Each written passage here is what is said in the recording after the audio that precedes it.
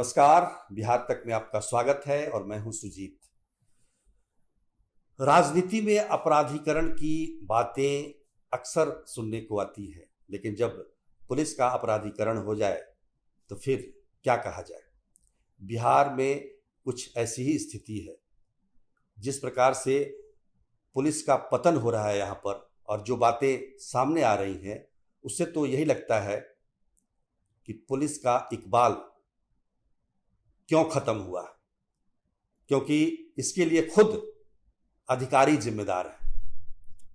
जिस प्रकार के मामले अभी सामने आ रहे हैं, उसे देखकर तो यही लगता है कि बिहार में अब पुलिस नाम की कोई चीज नहीं रह गई। अब ये घटना देखिए, अभिषेक अग्रवाल नाम का जो व्यक्ति जिसे आर्थिक अपराध इकाई ने गिरफ्तार किया है, बिहार के डीजीपी के साथ जालसाजी की उसने। पटना हाईकोर्ट का चीफ जस्टिस बनकर डीजीपी को फोन करता रहा और अपने मित्र जो कि खुद आईपीएस अधिकारी हैं और एक मामले में आरोपी भी हैं, आदित्य कुमार, जो कि गया के एसएसपी रह चुके हैं, उनकी मदद करने की कोशिश की, उनका केस खत्म करवाया और डीजीपी साहब ने कर भी दिया। बाद में जब किसी अन्य काम के लिए मुख्यमंत्री सचिवालय में इस फ्रॉड ने जब फोन किया, तब वहां के अधिकारियों को कुछ शक हुआ और शक के आधार पर जब जांच की गई तो सारा मामला खुलकर सामने आ गया। इस मामले की शुरुआत गया से होती है, जब आदित्य कुमार गया के एसएसपी थे और अमित लोढ़ा गया के आईजी। इन दोनों के बीच जो उठापटक हुई थी उसकी जानकारी आपको होगी। फतेहपुर थाना गया का, जहां के एक एसएचओ ने 150 लीटर शराब पकड़ी और उसे 20 दिनों तक थाने में रखा, केस डायरी तक नहीं बनाई। जब आईजी को किसी प्रकार से पता चला तो उन्होंने उस एसएचओ पर कार्रवाई की, जिसका बचाव किया था एसएसपी आदित्य कुमार ने। और इस मामले में झगड़ा इन दोनों के बीच इतना बढ़ गया कि राज्य सरकार को बीच में आना पड़ा। दोनों को वहां से हटाया गया, दोनों का तबादला हो गया, यानी कि एसएसपी आदित्य कुमार और अमित लोढ़ा का ट्रांसफर कर दिया गया और इन पर फिर से आदित्य कुमार पर तो एफआईआर दर्ज है, अमित लोढ़ा पर विभागीय कार्रवाई के लिए लिखा गया, उन पर जांच चल रही है।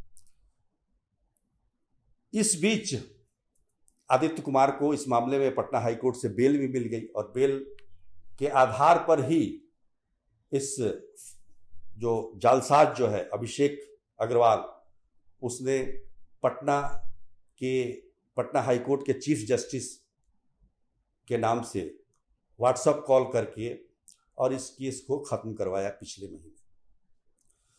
अब जब पूरा मामला खुला तो पता चलता है कि अभिषेक अग्रवाल के फेसबुक अकाउंट पे आप अगर जाएंगे तो देखेंगे कि तमाम बड़े बड़े आईपीएस अधिकारी के साथ उसकी तस्वीर है। एक से एक जो सुपर कॉप के नाम से जाने जाते हैं, उनकी तस्वीर इस फर्जी आदमी के सामने साथ में है।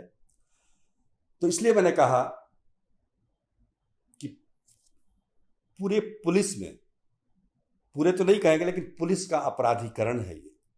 एक अपराधी के साथ आईपीएस स्तर के अधिकारी अगर तस्वीर खिंचवाते हैं, उसके बच्चे को खिलाते हैं, उसकी पार्टियों में शामिल होते हैं, तो फिर क्या कहा जाएगा।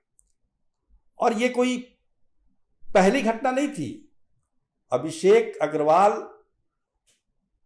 हैबिचुअल जालसाज है। 2018 में गृह मंत्री बनकर उसने फर्जीवाड़ा किया था। उस मामले में वो दिल्ली पुलिस ने उसे गिरफ्तार किया था, वो तिहाड़ जेल में रहा 3 महीने। एक सौरभ कुमार एसपी के माता पिता से उसने ठगी की। कई मामले उसके खिलाफ दर्ज हैं।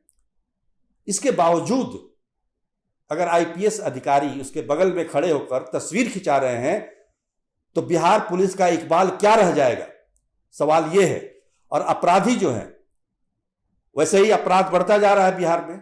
और इस प्रकार के मामले अगर सामने आते हैं तो फिर क्या कौन मानेगा बिहार पुलिस को, जो खुद अपराधियों के साथ खड़ी है? यह पूरा मामला ऐसा है जिसको देखकर लगता है कि बिहार पुलिस की जो प्रतिष्ठा है वो धूमिल हो चुकी है। डीजीपी को कोई फर्जी चीफ जस्टिस बनके केस खत्म करवा रहा है। आदित्य कुमार हालांकि फरार है, एसएसपी, वो भी आईपीएस अधिकारी है। तो तमाम जो बातें सामने आई हैं उससे तो यही लगता है कि क्या हो गया है बिहार पुलिस के अधिकारियों को। आज ही हाईकोर्ट ने टिप्पणी की, एक मुजफ्फरपुर के मामले में 6 वर्षीय एक बच्ची, पिछले 3 महीने से उसका अपहरण हो गया है, पुलिस पता नहीं लगा पा रही है। और हाईकोर्ट ने टिप्पणी की कि यहां के पुलिस से के बस की बात नहीं है, इसको सीबीआई को दिया जाए। इसी प्रकार आप देखिए सहरसा में पिछले 1 महीने से एक प्रोफेसर गायब है, महिला प्रोफेसर, एक प्रतिष्ठित कॉलेज की। पुलिस कुछ नहीं कर रही है, चुपचाप बैठी हुई है। उसी प्रकार अररिया में एक प्रोफेसर पिछले 1 महीने से गायब है। उनके बारे में भी पुलिस पर लगातार दबाव देने के बावजूद पुलिस तेल डालकर, कान में तेल डालकर सोई हुई है। अब ऐसे में पुलिस का इकबाल क्या रह जाएगा? और अभिषेक अग्रवाल के मामले में जो खुलासा हुआ है, जो हो रहे हैं, अभिषेक अग्रवाल इतना बड़ा शातिर है, इसमें तमाम और खुलासे होने अभी बाकी हैं। आर्थिक अपराध इकाई इस मामले की तहकीकात कर रही है और निश्चित तौर पर बहुत सारी बातें सामने आएगी, एक से एक खुलासे होंगे और तमाम जो पुलिस अधिकारी हैं, जो आईपीएस अधिकारी हैं, जो अपना चेहरा लेकर घूमते हैं, उनकी पोल पट्टी खुलने वाली है। तो इंतजार कीजिए। आज के लिए बस इतना ही। तब तक के लिए नमस्कार।